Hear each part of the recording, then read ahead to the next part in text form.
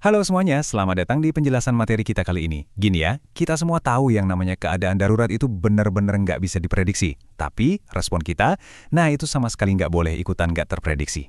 Kesiapan kita itu literally kunci utama buat jaga keselamatan nyawa dan keamanan properti kita. Oke, mari kita langsung masuk ke pembahasannya.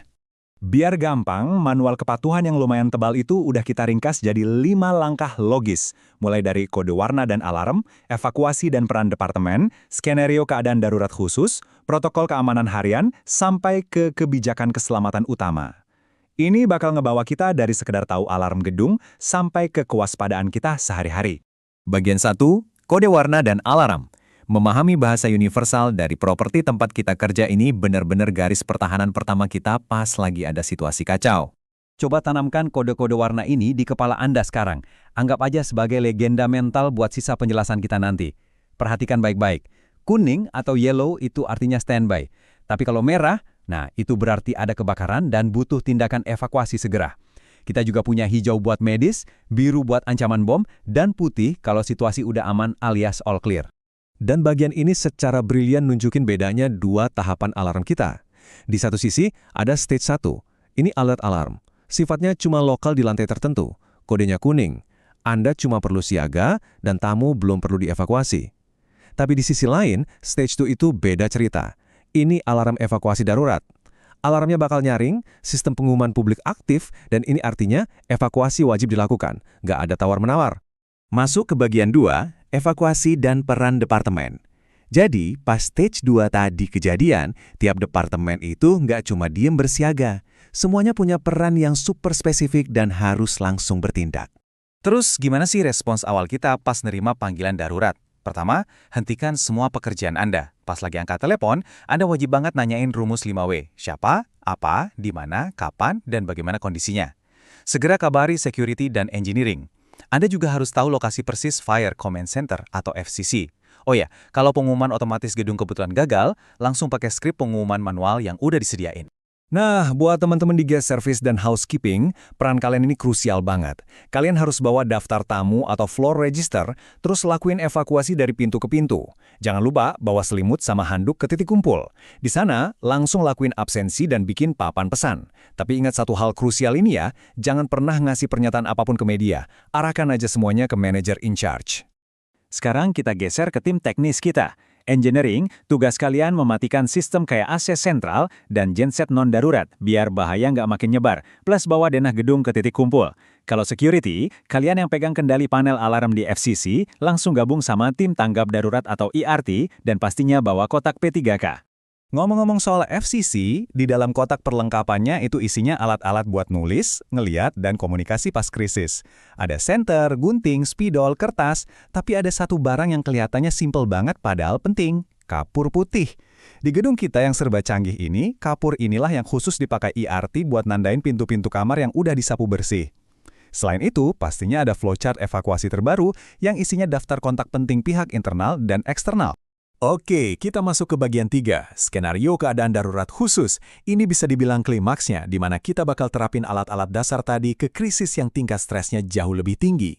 Buat protokol kebakaran dan medis, prioritas utama kita itu selalu keselamatan nyawa. Kalau ada api, jangan pernah sok jago nyoba mademin, kecuali apinya kecil, Anda emang terlatih, dan yang paling penting, Anda punya jalur keluar yang aman di belakang Anda. Kalau buat darurat medis, selalu panggil first aider atau ambulans lewat jalur resmi, isolasi areanya, dan pastikan cuma ada satu juru bicara resmi aja biar infonya nggak simpang siur. Sekarang coba posisikan diri Anda di situasi ini. Gimana kalau di tengah jam kerja, tiba-tiba lampu mati total, gelap gulita? Respon kita pas blackout itu harus benar-benar sinkron. Tetap tenang, engineering bakal langsung ngecek genset cadangan. Sementara itu, dan ini sangat kritis ya, security dan ERT harus segera nyapu bersih area lift dan tangga darurat buat mastiin nggak ada satupun orang yang terjebak di dalam sana. Front office bagian nenangin tamu, dan housekeeping nyediain lampu-lampu darurat. Lanjut ke pertanyaan berikutnya, skenario yang bisa bikin panik luar biasa. Gimana kalau Anda yang lagi angkat telepon dan ternyata itu adalah ancaman bom? Skenario yang ngeri emang, tapi hal paling krusial yang bisa Anda lakuin adalah bikin si penelpon terus ngomong. Jangan panik, dan catat setiap detail yang bisa Anda dengar di bomb threat form. Formulir ini biasanya ada persis di bawah telepon Anda.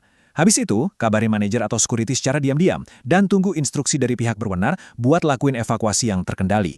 Mari kita bahas satu lagi ancaman tingkat tinggi. Gimana kalau Anda yang lagi berhadapan langsung dengan situasi perampokan?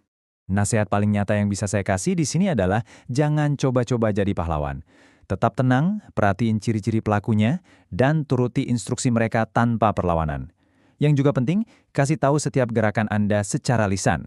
Misalnya bilang, saya mau buka laci uang sekarang ya. Kalau mereka udah pergi, langsung kunci pintu, telepon polisi, dan ingat, jangan sentuh apapun, biar barang buktinya tetap utuh. Bagian 4. Protokol keamanan harian. Nah, yang paling menarik dari bagian ini adalah, ternyata kebiasaan dan kewaspadaan kita sehari-hari itulah yang sebenarnya mencegah krisis-krisis besar tadi kejadian. Misalnya gini nih, hal yang kelihatannya sepele. Gimana kalau pas lagi jalan, Anda nemu pintu kamar tamu sedikit terbuka, padahal kayaknya nggak ada orang? Aturan utamanya itu super ketat. Ketuk dulu dan sebutin, staff. Terus, coba cek secara visual aja dari luar. Kalau nggak ada sautan sama sekali, jangan pernah masuk ke kamar itu sendirian. Langsung lapor ke atasan Anda. Hal yang sama juga berlaku kalau Anda nemu kunci atau kartu akses yang hilang. Kunci itu barang yang sangat sensitif, jadi langsung amankan dan serahkan ke front office saat itu juga. Satu lagi peringatan buat semua rekan kerja, kalau ada tamu yang minta tolong bukain pintu kamar mereka, selalu arahkan mereka ke front office. Kita nggak boleh sama sekali bukain pintu tanpa ada verifikasi identitas resmi. Dan buat keamanan Anda sendiri, biasain deh tiap hari buat nginget-nginget di mana letak terdekat APAR, selang pemadam, tombol alarm, dan pintu darurat dari tempat Anda berdiri. Akhirnya kita sampai di bagian 5, kebijakan keselamatan utama. Sebenarnya semua prosedur taktis yang panjang lebar kita bahas tadi tuh dibangun di atas satu fondasi kebijakan perusahaan yang sangat kuat. Ini dia rangkuman 4 inti dari kebijakan EHS atau lingkungan, kesehatan, dan keselamatan kita. Menjadi teladan buat praktek terbaik, terus mencari perbaikan, patuh sama semua hukum yang berlaku, dan nerapin panduan Green Capital. Ini benar-benar menegaskan kalau keselamatan itu bukan hal instan, tapi komitmen berkelanjutan yang jadi tanggung jawab kita semua.